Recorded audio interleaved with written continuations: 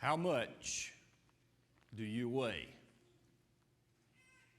That is the theme for our Sunday morning summer sermon series.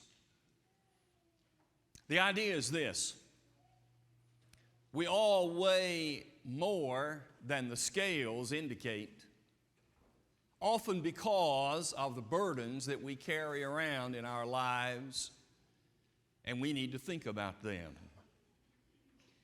One of the burdens we're going to think about today is the burden of a lack of control. There are a lot of people who are going through things over which they have no control, and it's a very difficult burden. We just heard about the Moore family. They had no control over that situation, and yet they have to bear it. And yet this idea of lack of control, yes, there is a psychological component. There are people who must be in control of everything. There are people who do not function well unless they are in charge. They have to set the rules. They have to enforce the rules. They have to punish people who break the rules. There are people psychologically who have this control issue. I'm not talking about that. I'm talking about those people who, all of us from time to time, have experienced it. Go through things in life that seem to make it as though our whole lives have spiraled out of control. We don't have the control we would like to have. Now, there is a way in which this out of control thing can be a high, if you will. For instance, why do people ride roller coasters? Because they get this feeling of dropping, being out of control, but not really. I am never going to skydive on purpose. My brother did. I asked him when he did it, he did the tandem jump. That's what I would have to have because I'd be dead and not be able to pull the cord. So the tandem jump, he did it. And I asked my brother when it was over, I said, "So when is the next one?" He said, "It was the last one." I had enough of that out of control feeling.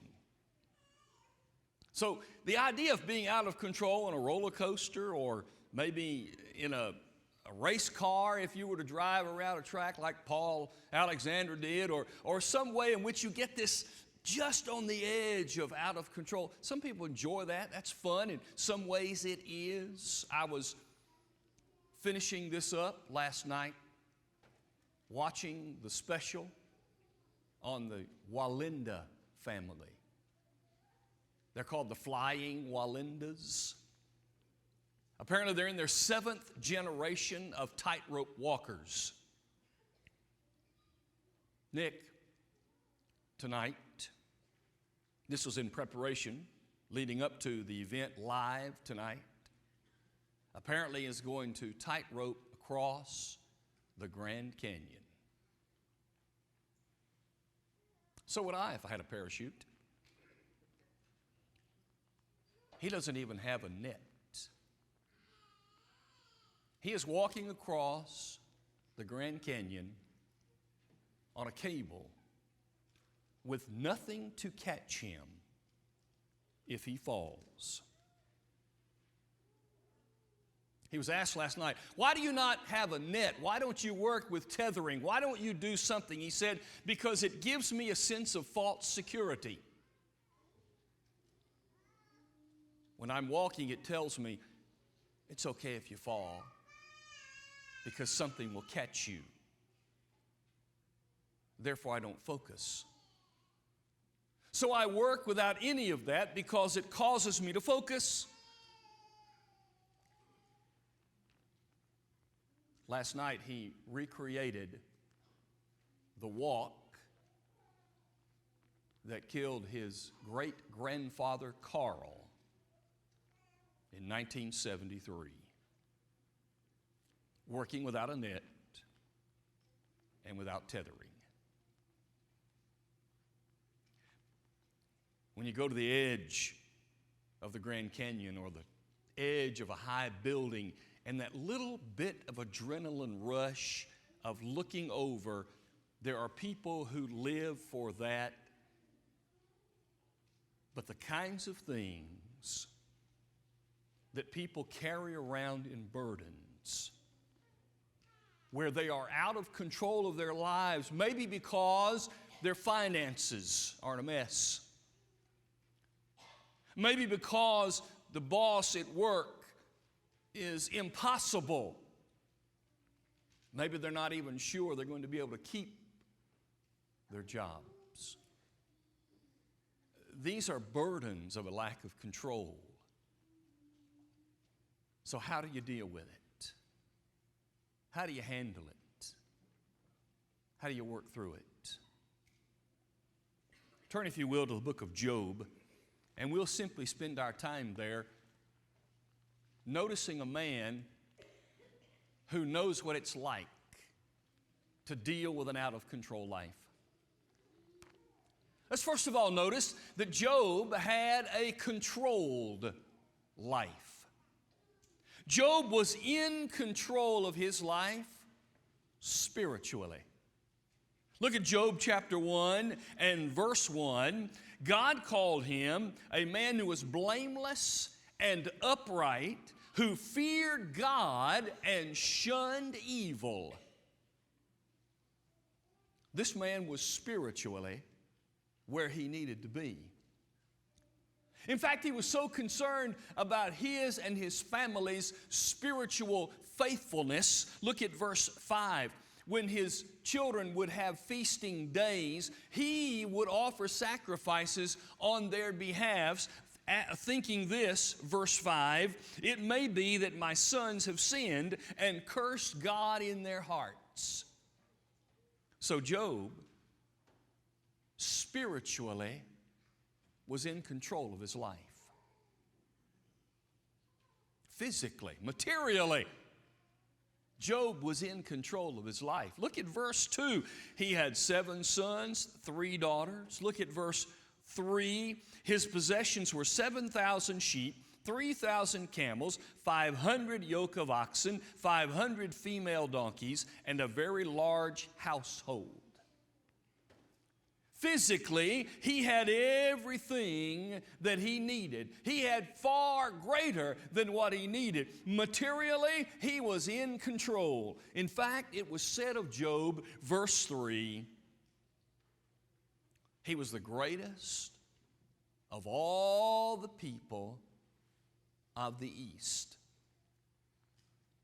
Job was a man in control. It was all going according to plan. He was able to manage. He was able to function. Job was in control, spiritually and materially. But one day,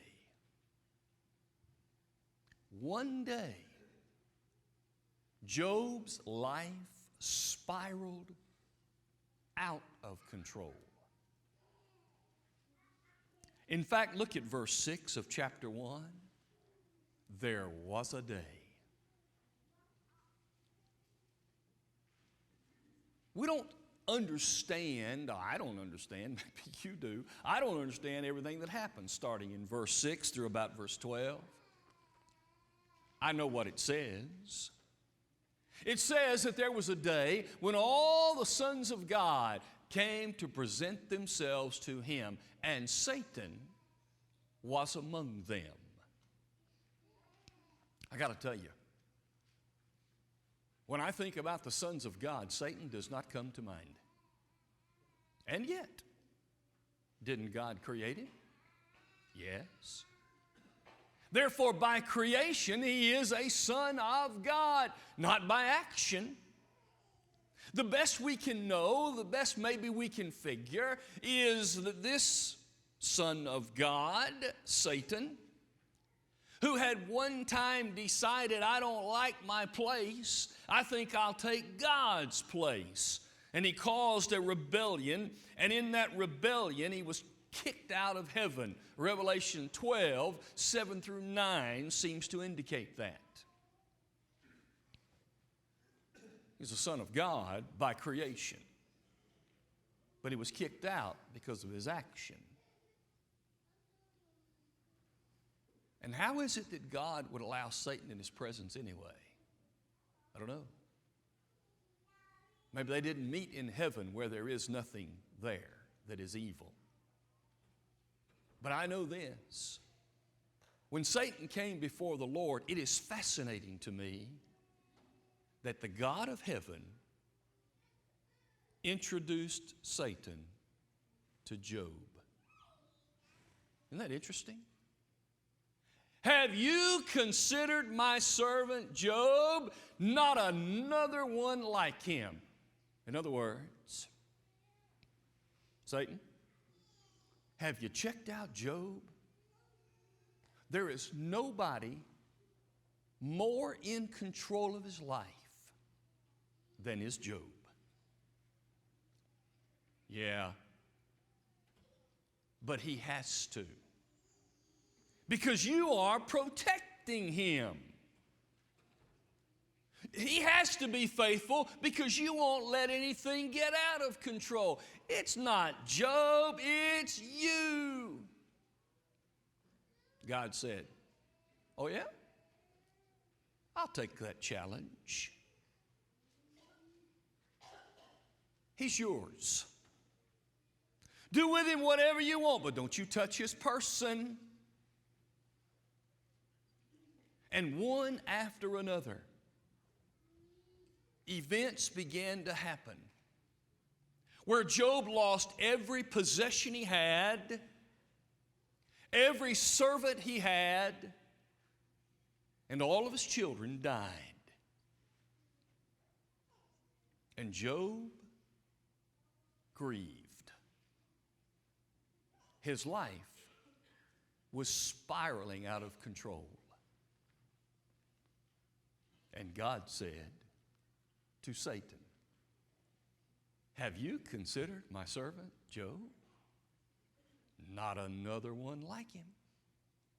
In other words, there's still nobody more in control of his life than Job.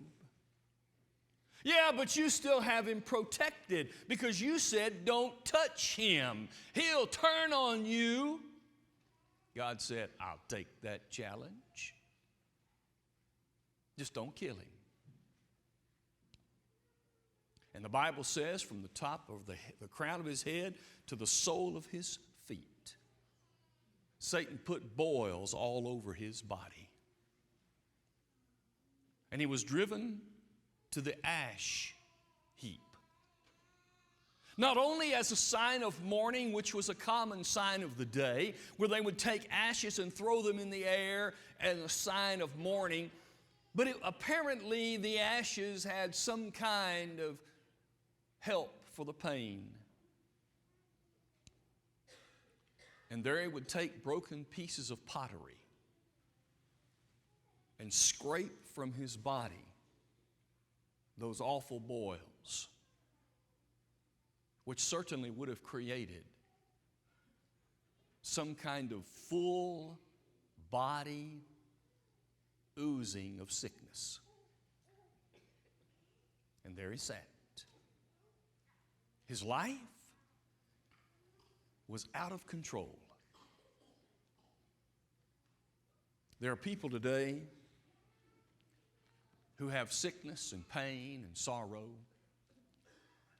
who have difficulties and troubles and heartaches, and maybe they feel like Job,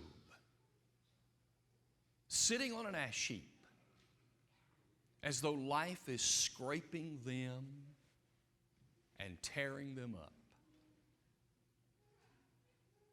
Job, his life was out of control. See, maybe you can relate to Job. In some way, I think all of us can relate to Job. That's why no matter who a person you find, they know about Job. They may not know anything about the Bible, but they know about Job. They may not even be able to find that book in the Bible, but they know about Job. I actually had a good friend growing up in high school, the only person I've ever met, named Job. They know him. We can relate to him. But the question we want to ask Job is obvious, right? Job, how did you stay in control of an out-of-control life? That's the question we want to ask. And it's the question to which Job can give us his answers. I think there are 4 things we can realize from Job that will help us alleviate the burden of being out of control in our lives. Because you see, Job had a still, controlled life. In the midst of all the turmoil and the anguish and the falling apart, Job was still together. In the midst of things spiraling away, Job stayed in charge. Job, how did you do it? Number 1, accept the truth of this statement. You are never really out of control. It feels like it. It feels overbearing. It feels like you've been flooded, but you're not out of control. You really are not fully out of control. Look at Job chapter 1, verse 21. The very first words we have from Job, after his pain began, he said, naked I came from my mother's womb, and naked shall I return there. The Lord gave, the Lord has taken away. Blessed be the name of the Lord. You are not out of control. When all of these situations that made it look like he was out of control began to happen, Job really was in control. He was in control of his reactions. And that's real control. Isn't it easy to keep things together when things are together? Think about that. How easy is it to keep things together when they're together? Well, it's pretty easy because it's together. Okay, not a big deal. How big a deal is it to keep things together when they keep trying to fly apart? That's a big deal. That's tough. Job kept things together. You know why? Because he understood that in an out-of-control situation, he was still in control of the way he responded. The first thing we need to understand, when life starts spiraling away, tell yourself, okay, I'm in control of me. I can't control those people. I can't control those situations. I probably can't even control my feelings, but I can control my actions. And therefore, I'm going to act this way so that I can maintain control. Number 2, when things are spiraling out of control, do what Job did. Do not take advice from people about control when they themselves are out of control. Where do we turn for help when we're out of control? Most of the time to people who themselves are out of control. Listen to Job's wife. See, God took the wrong part of his family away. Satan took the wrong ones. He'd have been better off keep his kids and lose his wife. But in the situation, it helped. What did she say? Chapter 2, verse 9.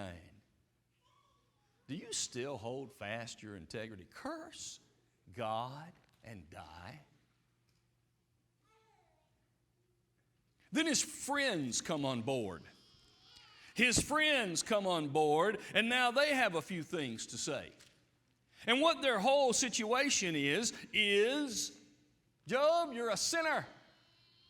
It's your fault. Over and over and over in the book. Listen to the words of Eliphaz chapter 4 verse 7. Remember now, whoever perished, being innocent? Where were the upright ever cut off?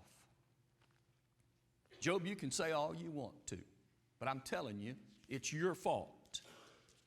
And Job continued to deny it. Chapter 31 verse 6.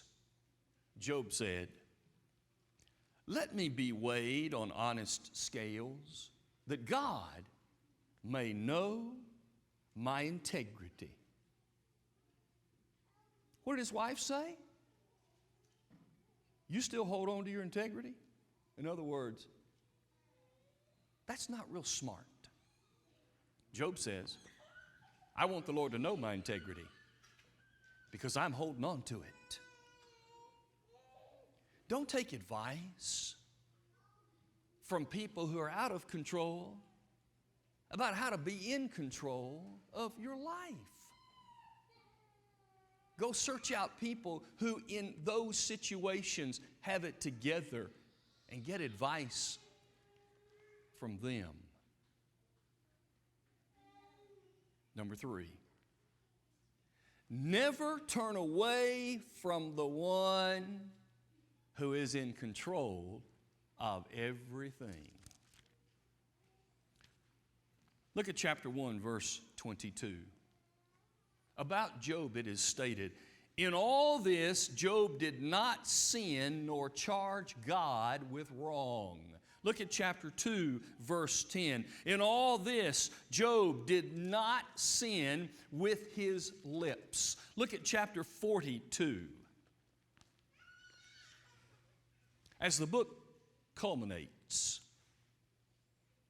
God brought the friends of Job together. And he said, guys, every one of you spoke against me what was wrong. Look at verse 7. You have not spoken of me what is right, as my servant Job has. At the end of verse 8, you have not spoken of me what is right, as my servant Job has. No matter what was going on in his life, no matter how things seemed to be spiraling out of control, Job never turned away from the one who was in control. I'm with you. I get involved in gripe and complaining about the direction of our country. I'm with you that it seems like everything is running away from where it ought to be. And I'm with you that sometimes it seems like we just need to throw up our hands and quit because we cannot win. And yet Job tells me this: God is in control of everything. Just stay with Him, and you'll be with the one who is in control of everything, no matter what.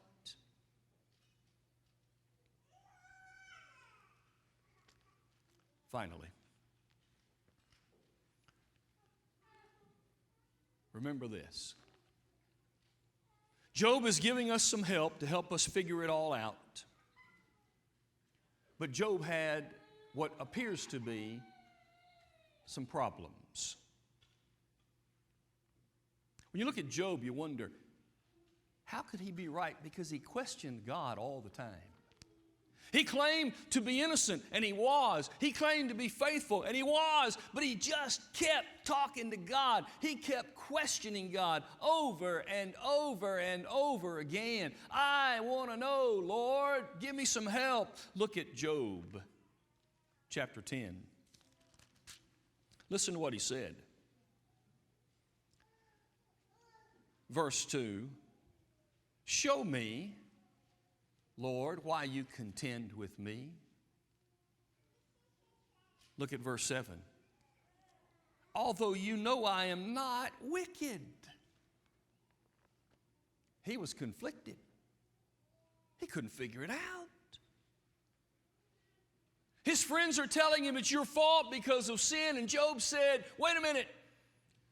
It's not true. I'm trying to be righteous with the Lord. He's not saying he's perfect. He just says, I don't see the one-to-one correlation. I've sinned, therefore I have this problem. And because he's confused, he's begging God, you got to help me. In the midst of that out-of-control life, as Job did, number 4, don't be afraid to question God. Not question who He is, but to ask Him, to implore Him, to go to Him, to try to find answers. God knows we don't understand. God gets it when we're confused. I think He gave us the book of Job not only to illustrate that all people go through out-of-control situations, but also to say to us, if you stay with God, it's okay to question Him. Because He can stand up to the questioning. I want to close noticing something that to me seems quite interesting. Go back to chapter 2 and verse 10. Look at these words. He spoke to his wife after she told him to curse God and die. You speak as one of the foolish women speaks. Listen. Shall we indeed accept good from God, and shall we not accept adversity? Now go to chapter 42. Look at chapter 42 and verse 9. God told the friends, you need to go offer sacrifices and let Job in his presence, he'll help you. You know why? Look at verse 9. So Eliphaz the Temanite, Bildad the Shuhite, Zophar the Naamathite went and did as the Lord commanded them. Notice, for the Lord had accepted Job. Why did the Lord accept Job? Because Job had accepted Him on His terms. What are the terms of God? God allows good. God allows evil. That's life. That's a part of free choice. Shall we accept the good and not accept the evil? No, it's God's will. And within His will, sometimes it'll be good and sometimes it'll be bad. But I'm never out of control. Never. And I'm not going to take advice from people who are out of control. But in fact, I'm going to stay with God. And when I stay with God, I can question Him and it'll be okay. The key to an out-of-control life is to stay in control of your own actions. Stay in control of your own actions in those out-of-control situations. And certainly don't turn to people who are out of control, but stay with God who is in control of everything. And if you question Him, it's okay. You'll find an answer. if you're burdened by things in life that make it feel like you are out of control, this is God's help. This is God's message. This is His call. We cannot control our own salvation without Jesus. Through Him, we can be saved. His blood washes our sins away. If you're not a child of God, you can obey the gospel today and find His control for your life. Or if as a Christian you've let it spiral away from you, He's ready to take you back and help you control again. We're here for you as we stand and sing together.